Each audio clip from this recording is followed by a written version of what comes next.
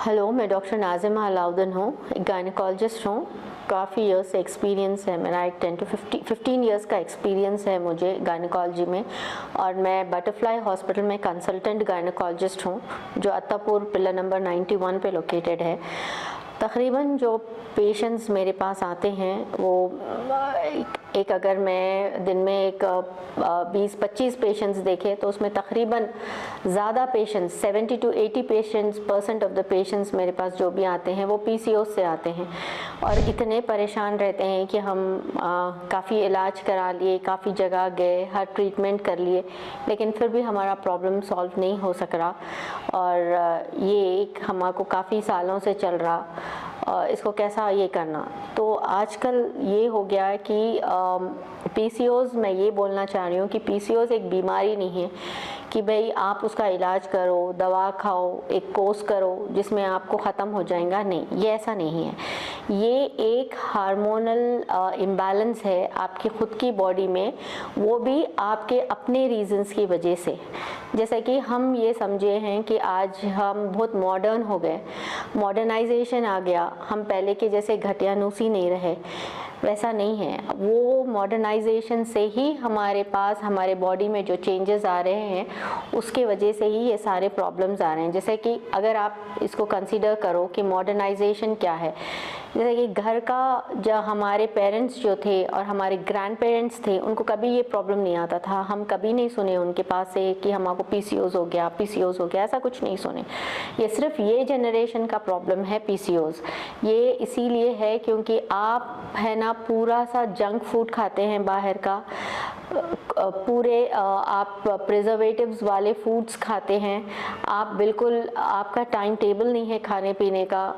आपका नाश्ता है ना दोपहर में होता है, आप रात में बराबर सोते नहीं हैं, सुबह में आप टाइम पे नहीं उठते हैं, सुबह में आपकी सुबह दोपहर में होती है। ये सारी चीज़ें आपको सब मिल बांट के ये है कि अब आपके है ना पूरा मेटाबॉलिज्म इम्बैलेंस हो गया है आपके बॉडी में। और सबसे इम्पॉर्टेंट चीज़ ये है कि इसमें कौन सा ऑर्गन इफेक्ट हो रहा है। इसमें सबसे ज़्यादा जो ऑर्गन इफेक्ट हो रहा है वो है ओवरीज। जैसे कि बच्चेदानी के बाजू जो अंडेदानियाँ होते हैं, नॉर्मल लैंग्वेज में जो आप बोलते हैं, वो इफेक्ट हो रहे हैं। वो इफेक्ट होने से ये होता है कि उसमें से हेल्थी एग्स नहीं आते और उसका हेल्थी टिश्यू नहीं रहता। जैसे कि मैरिड अगर हैं आप, तो कई मैरिज होने के बाद 2-3 साल तक बच्चे नहीं हो रहे हैं, सारे जने परेशान हैं, बच्चे नहीं हो रहे हैं। क्यों? PCOS है, ये एक रीज़न है।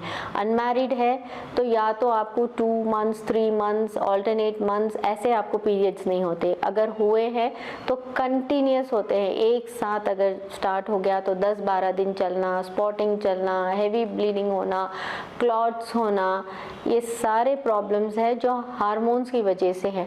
तो इसमें खाली आप दवाई खाने से आपको ठीक होने वाले नहीं है इसमें चीज़ें।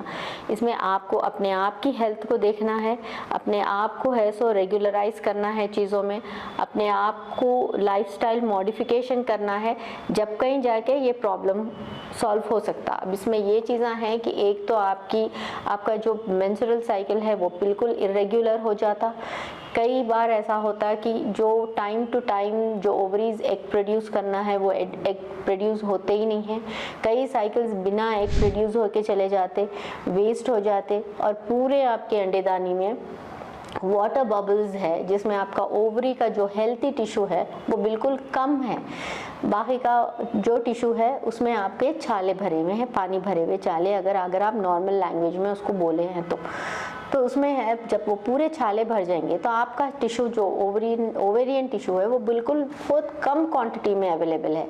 तो अब उसमें से अंडे अच्छे निकल के आना ये बहुत सी मुश्किल सी बात है। तो इसके लिए आपको ये करना पड़ेगा कि इसका अब ट्रीटमेंट कैसा करें, हम इसको कैसे ठीक करें। हम इसको ठीक करना खाली दवा खाने से नहीं होता, एक हॉस्पिटल से दूसरे हॉस्पिटल जाने से, एक डॉक्टर से दूसरे डॉक्टर को जाने से ये नहीं होता, और डॉक्टर्स को ब्लेम करने से नहीं होता, क्योंकि खुद आपको अपने पास चेंजेस लाना है। जो भी मेडिकेशन डॉक्टर्स प्रिस्क्राइब करें हैं वो मेडिकेशन लेना है, उसके साथ साथ आपका टाइमली आपका लाइफस्टाइल मॉडिफिकेशन होना है। जैसे कि कि बराबर टाइम पे आपको उठना है, बराबर टाइम पे आपको सोना है और दिन भर में आपको हेल्थी डाइट लेना है, बजाय इसके कि प्रिजर्वेटिव्स छोड़ देना है, आपको पूरे जंक फूड छोड़ देना है।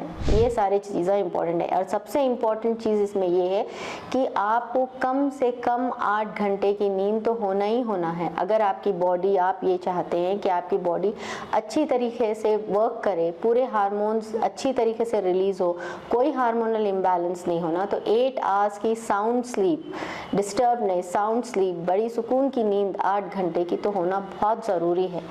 उसके अलावा जो फ्यू एक्सरसाइजेस रहते हैं जो आपके मेटाबॉलिज्म को एनहांस करते हैं बॉडी के, वो होना ज़रूरी है।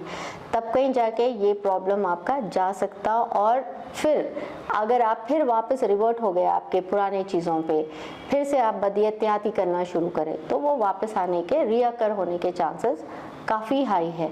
तो इस चीज़ में एक ही चीज़ है कि आप अपने आप को सुधारें, दवाई खाएं और एक्सरसाइज करें और बॉडी को हेल्थी रखें।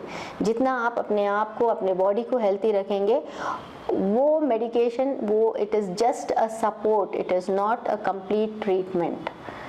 Thank you.